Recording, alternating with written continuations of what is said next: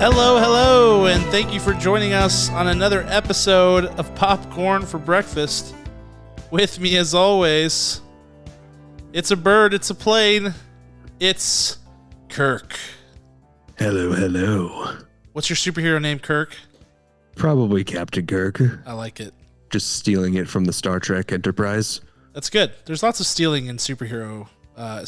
Captain Marvel. I think Shazam was originally Captain Marvel, and now That's right. There's Captain Marvel. Wade Wilson and Slade Wilson were based on each other in the DC and Marvel universes, respectfully. Doctor Strange, Doctor Fate. It's all a thing. Yeah, they're all just copycats. They are. They're copycats. I'm your other co-host, Cam. I don't have a superhero name. I'm not super. I wish I was. Well, I think you're exceptionally super. Thanks. My superpower would be, no matter what the circumstances, I can always manage to catapult myself into an existential crisis. I think that's because that's true. I can do that. He is existential, man. Things could be going fantastic, and I'll manage. I can throw myself into one. Yes. Pretty cool. Pretty cool, right? You need the philosopher. Let me get this for our listeners only. I'm wearing a tiny owlet cape from PJ Masks. Oh, nice. And a makeshift Superman mask. Superman doesn't even wear a mask, but that was a Superman mask. That's true. Yeah. Why does that exist? I saw the Superman S and it didn't even cross my mind. I was like, well, that's a weird mask, but yeah, he doesn't wear a mask. We got it from some local crafty lady, and I questioned it the very day we got it, but I kept it. And I've been lying to my kids that it's an acceptable mask for the past 9 years. Nice. I like that. These are the things we have to do every once in a while. All right. We're here. Kirk was dressed in his superhero garb because we are reviewing another superhero movie, this time on the DC side of the house. Shazam, Fury of the Gods, which is the sequel to Shazam, its predecessor. And the latest movie in, I suppose, the DC extended universe, the DCEU, even though that sort of doesn't exist anymore, but also kind of does. So it's a mess. But the great news today, as we get into our movie review, is that we're going back to spoiler-free reviews. If you listened to our episode earlier this week, we sort of teased the return to spoiler-free reviews. You can listen to our rationale there, but in short, we just want to make sure everybody is able to listen to all of our episodes. We want to give the deepest analysis possible, and that was the genesis behind going to spoiler-full reviews, but we feel weird about excluding people from episodes. So we're going back, and that's fine, because you know what? We just decided that it was. So there you go. That's right. So join us for a spoiler-free review. I can't even speak to Shazam, Fury of the Gods. Yes, and to make things not confusing, I will put spoiler-free in all of the titles of reviews. That way, you know. Before you go into it, that they're spoiler-free. I got your back. Right. We got your back here. All right. Kirk, you said it. We're talking Shazam, Fury of the Gods. You, my friend, are in line to synopsis this movie in a spoiler-free way. So you got to really put your thinking cap on and lead us into this review. Here we go. Billy Watson. Nope. Nope. Take two. Oh, I must have had to autocorrect here. Oh, for sure, because Batson isn't a real name. It's true. Here we go again. The exhilarating review synopsis. Billy Batson, a.k.a. Shazam, and his family, comprised of his foster home siblings, is trying to balance the super life and normal life. Just as life seems to be going Billy's way, two evil gods discover the great wizard's staff and begin to unravel the world as he knows it. Can Billy hold his family and the world together, or will the fury of the gods be more than he can handle? Ooh, there's a little bit of intrigue there. I like that. Thank you. I saw the movie and I'm intrigued. I'm like, oh, what's going to happen? I don't know. When really I do. I know exactly what happens. But we are going to get into it now, Kirk. I want to start, as we always do, with the acting performances. We do have some new additions to this cast, namely Lucy Liu, Helen Mirren, Rachel Zegler, among others. So, Kirk, I got to know who your Oscar is going to this week. This is a very tough one. And the Oscar goes to Mr. Zachary Levi, Mr. Shazam, Mr. Grown-Up Billy Batson himself. I was thinking about his performance in Shazam 1. I haven't seen it since it came out, but I was thinking about it and how it was so impressive and why it is still the number 2 DCEU film for me, is that he really gives it his all. He gives it his total self. And there are some really wonderful, unique moments there. And that's when he is strongest here. We love the goofy side of him, but more importantly, we love the human side of him. Part of the biggest reason why he is chosen as Shazam is because of his heart. It's not because of his skill, because he's only 12 years old, 13 years, I don't know, maybe 15 years old when he's originally chosen. It's the fact that his heart is wiser than anyone else on planet Earth. I think the great wizard searched for a millennia before he found Billy Batson. So I just love that the continuation of that character continues to shine. There are some really great moments interspliced in the comedy that tries to sell this movie that really they should have exploited a little bit more. They should have said, wait a second, there's moments, there's when Zachary Levi is not jumping up and down and throwing out the jokes and trying to deliver those and execute those. There are these moments where the genuine, authentic look in his eyes is heartbreaking. And that's why the Oscar goes to him tonight. Got you.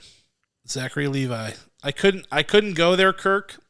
I, like you, really enjoyed his performance in the first movie. I felt like it was very thoughtful, and I thought that he really put himself in a position where he was, along with David Sandberg, the director, and the writers, etc., put him in a position to where he could really channel, like a 15-year-old kid, and say how would this person act, and I felt like that was on point in the first movie. I did not feel that way in this movie. I felt like a lot of it was the writing, because they just were trying to squeeze in as many jokes per minute, which is something you alluded to, Kirk. Like, they were just trying to really ham it up with the jokes. But I also just felt like, compared to the actual Billy Batson, Shazam doesn't feel like that character. It doesn't, and I feel like, again, that's mostly writing. So I don't pin it on Zachary Levi, but because I really didn't like what the writing did with this character, I couldn't choose it. But I like your rationale. I'm going with Rachel Zegler, who is a newcomer in this movie. Has just a boatload of talent. If you listen to our review of West Side Story from the end of 2021, we talked extensively about what she brings to the table. She hasn't been in that many projects yet. That's definitely changing rapidly. She's got the Hunger Games prequel coming up. She's been in this movie. She's in a couple of different projects that are coming down the pike. She has just a whole host of abilities and talents from an acting perspective. And I felt like she really grounded this movie. I felt like she shared a lot of her scenes with Jack Dylan Grazer, who I felt like was just sort of out of control in this movie, in terms of I don't know. It's so hard for me. I want to know what was going on behind the camera with David F. Sandberg as he's directing this movie, because so many people seem to just be so over the top in their performances in this movie, and just really hamming it up and being overly zany. And Jack Dylan Grazer is at the absolute top of that list. His performance as Freddy, I thought, was borderline unhinged at times. I don't know what was going on there, but the scenes that he shared with Rachel Zegler were probably, some of the best of the movie, as Freddy sort of takes on a bigger role in this movie and has sort of his own subplot and things like that with romance there. But I felt like Rachel Zegler's character had depth. She had thoughtfulness. There was a lot going on there, and lots of twists and turns regarding her character.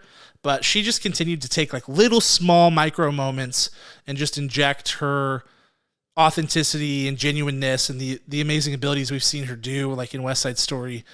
She really elevated this movie and elevated her scene partners, which was necessary, particularly with regard to Jack Dylan Grazer, as I would say. But I thought she was a clear standout and did a really awesome job.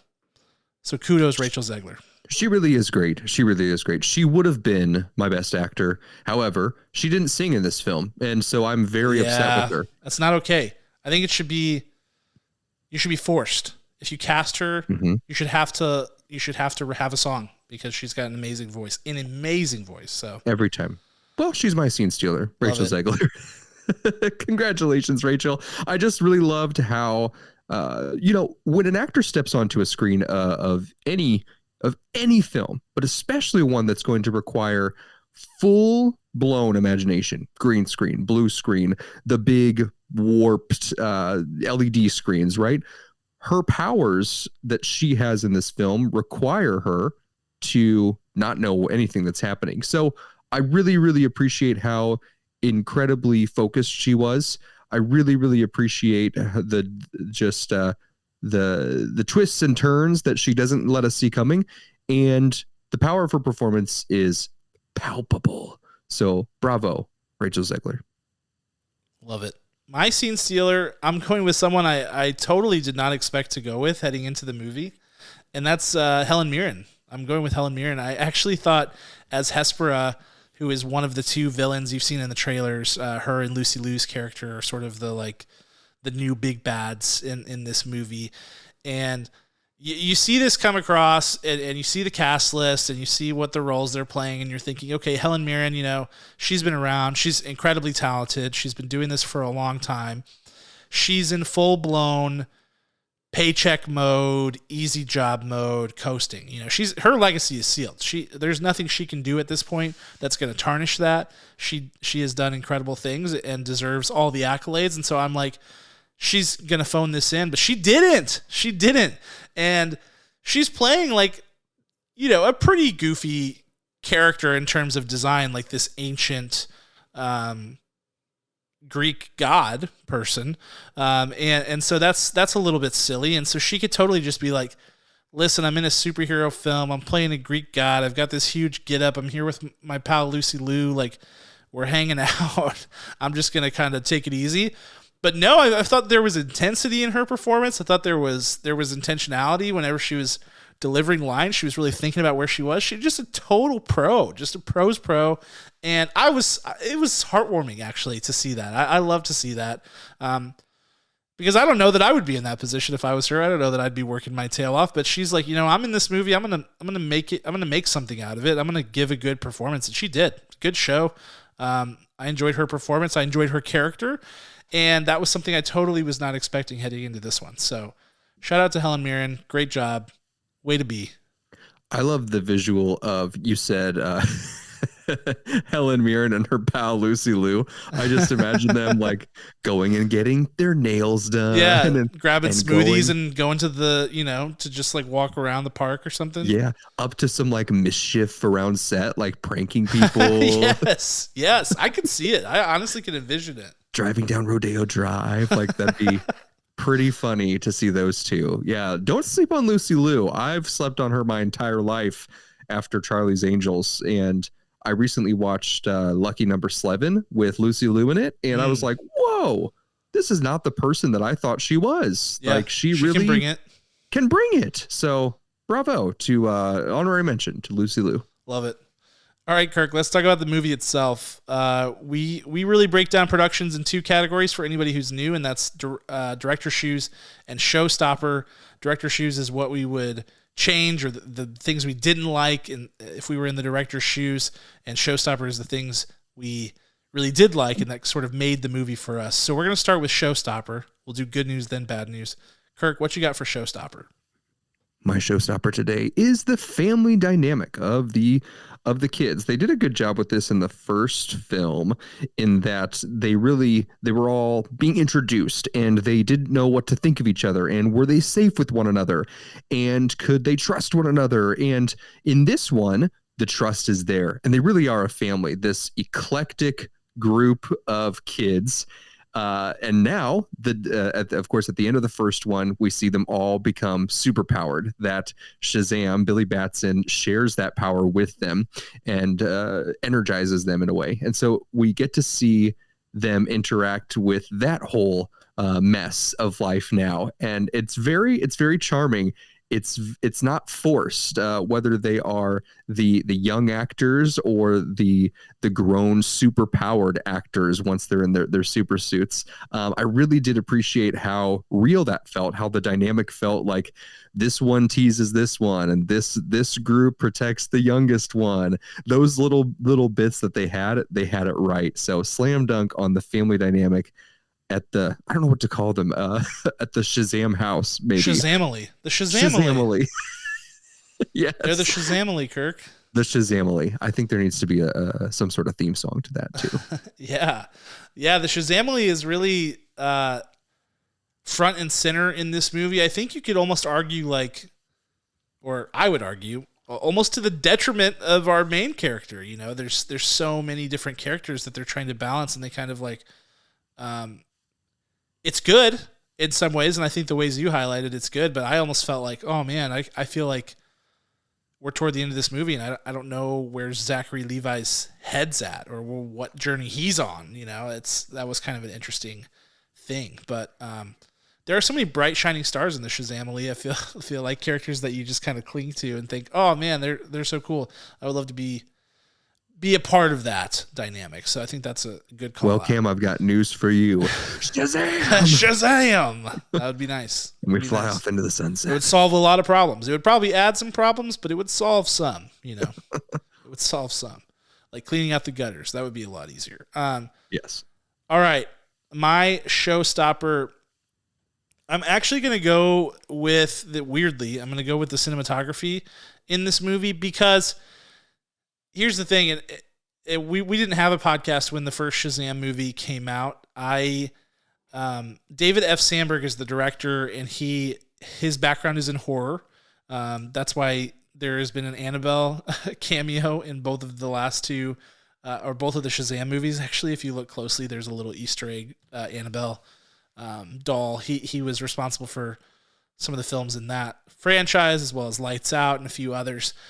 I was a little bit vocal after the first film to people that I talked to about movies that I really don't love his visual aesthetic, particularly as it relates to VFX.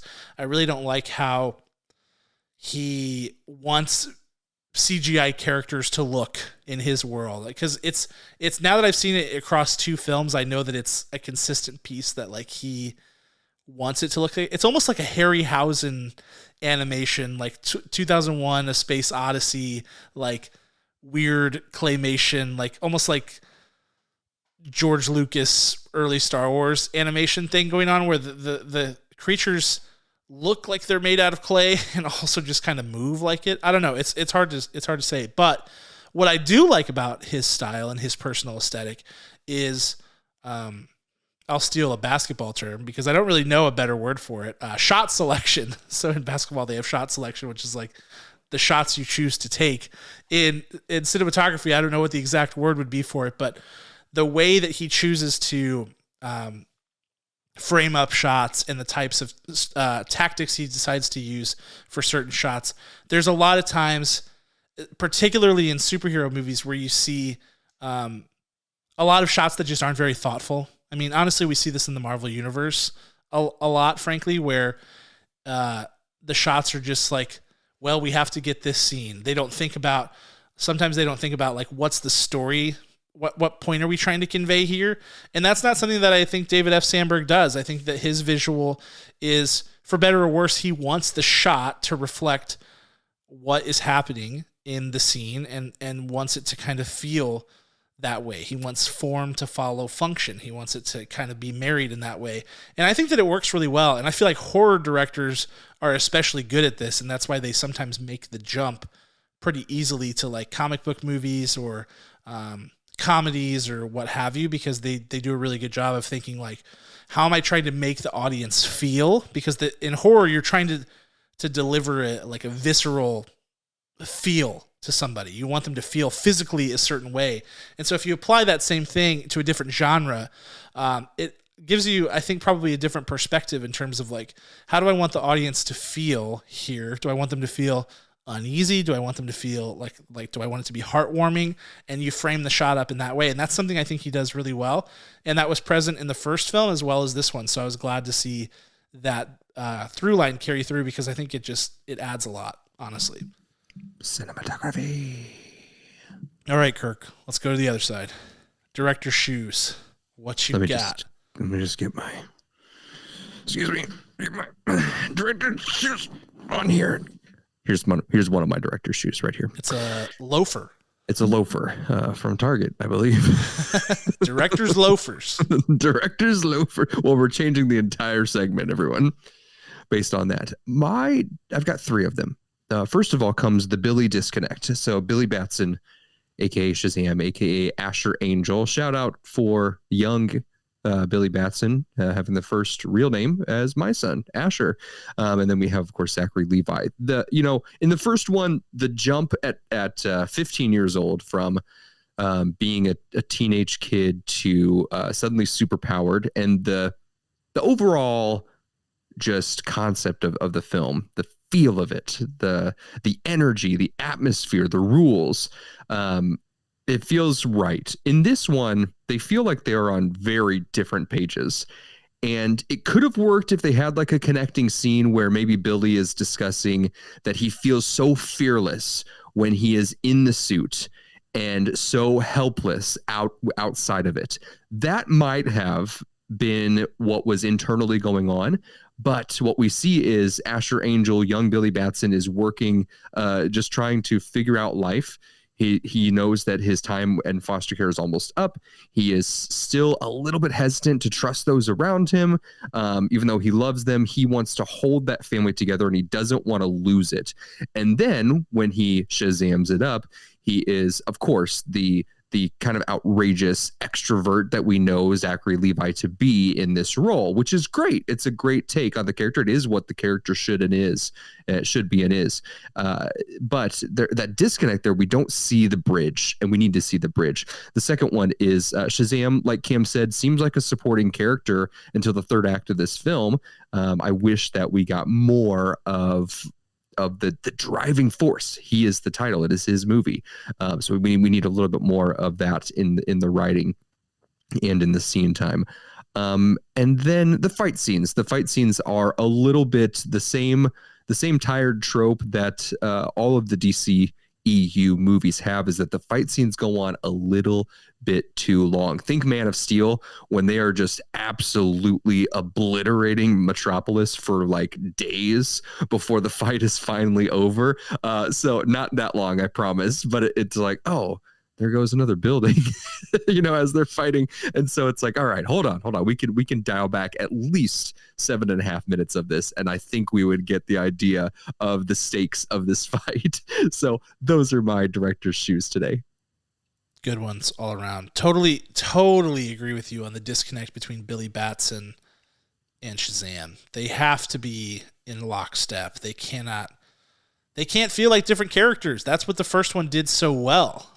In this film, they tried to just make Shazam even more ridiculous and zany and tone Billy Batson down even more. And they went opposite directions. It made no sense. I just don't think that worked at all. My director's shoes, I've got a few. The big one for me is the writing. Holy moly. I thought that the writing was so cringy the majority of the time.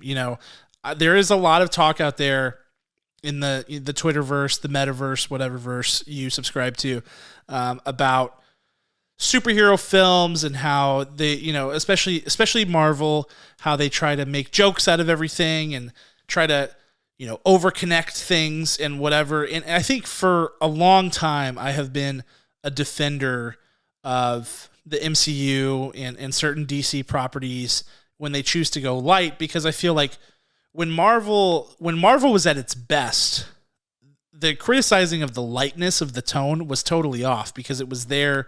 It wasn't as heavy-handed as people say that it is. It was totally misrepresented, and it was used as a keep things grounded. It was a tool to kind of make sure people knew, like, hey, we're still in a superhero movie. Like, we're not taking this too seriously, whatever. It was tactically used. This movie made me feel like those people who criticize all the, like, you know, making it too goofy and you know, over connecting things. I just sat there the whole time and thought, we've gone too far. I hate this. I wish that, you know, I wish that somehow we could have been stopped from this point. I think somehow people, I guess in particular WB Discovery Studio execs, saw the reaction to Shazam 1 and just thought, we've got to make this thing funny. They liked it because it was funny, and they tried to squeeze in like as many one-liners as humanly possible, and I think 90% of them made me almost visibly wince or cringe at them. And there were a few legit laughs in this movie, and they would have hit a lot harder if they weren't sandwiched between a mountain of jokes that did not land at all. And I just could not stand it. I felt like the writing of the actual dialogue was awful, and I felt like the delivery in a lot of cases was just as bad. And I think that was because it was just off from the beginning. And there's no way to deliver these stupid jokes without like being really stupid about it, because otherwise you just look like you're not self-aware and it looks bad. So I just thought from inception, the approach that they took on the dialogue and the tone of this movie was way out of whack. I think they severely misrepresented what people liked about the first one. The first one had this real, just, I don't know, it felt real. Like you felt like, yeah, this is what a 15-year-old would feel like in a superhero's body. This movie did not feel like that at all. There was nothing fun-loving about it. It wasn't thoughtful. It was just like, it was the opposite of thoughtful. It was just really thrown together, and that made me really angry. I mentioned the visual effects and how I don't really like his style of visual effects. That was definitely the case with this. I hated the 7 deadly sins in the first Shazam movie, and there were even, you know, obviously the two villains are like Greek gods once again, and there's more monsters and things like that come with it, and I was just like, oh, please, enough with this. And there's a lot going on there. And the opening scene, which features like a big Shazam-y rescue sequence, looked horrible. So bad. I could not believe how bad it looked. It was distractingly awful, and that happened multiple times throughout the movie. So that was tough to watch. And then also, you know, I'm not going to give anything away, but I'll just say the post-credit scene situation just made me really take a look in the mirror and say, what have we done? What have we done as superhero fans to get us here? We've gone too far. Was it us? Did we do this? Did we overhype things? I was seriously like having a crisis about it on the drive home. I was like, I don't know how we got here, but I hate it and I want it to go away. And yeah, so those are my director shoes. It's true. I snuck into Cameron's car as he drove home, and I watched him looking. He wasn't even watching the road, ladies and gentlemen. He just watched the rearview mirror, and he said, "What have they done to Billy and Shazam?" Seriously, you know that, like, spoiler alert, didn't love the movie. What? Just give you a quick tease of my score. Didn't love it, but you know that you really don't like a movie when it makes you question yourself. That's what this movie did. I was like, why, as a fan of superhero movies, have we allowed this to happen? Why have we allowed these things to go so far with the connected universes? And I actually thought for a while, like, I would be okay with no more connected anything. No more franchises. Like, I literally thought that. That's where this movie put me, and that was a weird place to be in, honestly. Yeah, it was also weird when you materialized those tomatoes, and when every bad joke hit, you just shoved it at the screen, just absolutely smashed it against it. Yeah, that was weird. All right, Kirk, let's get to final thoughts and scores. Where are you going with it?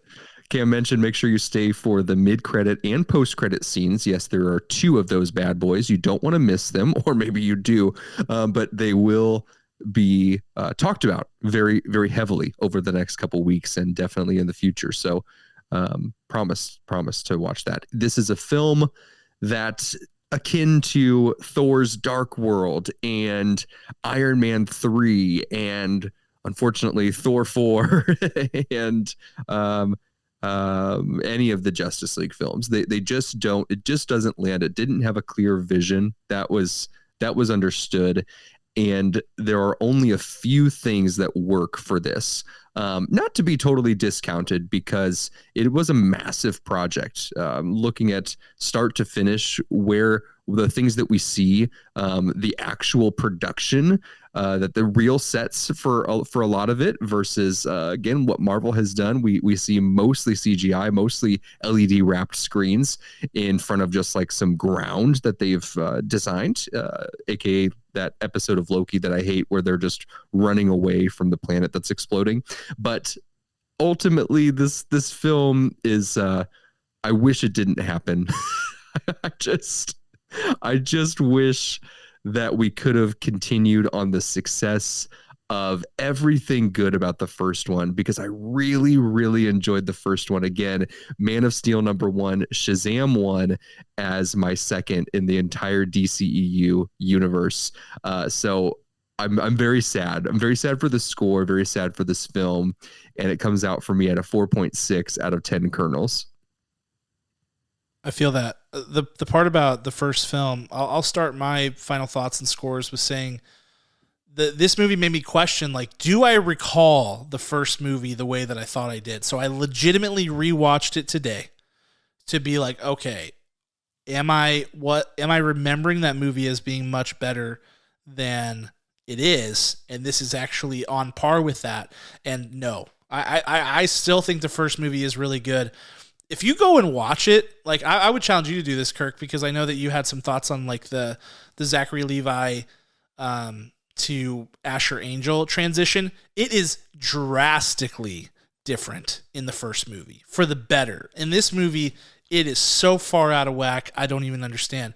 They just do not get, those two do not feel like two versions of the same character or even remotely close like they did in the first movie. I have major problems with this movie. As I said, I think that, and I don't pin it on, I don't necessarily pin it on anybody except for maybe like,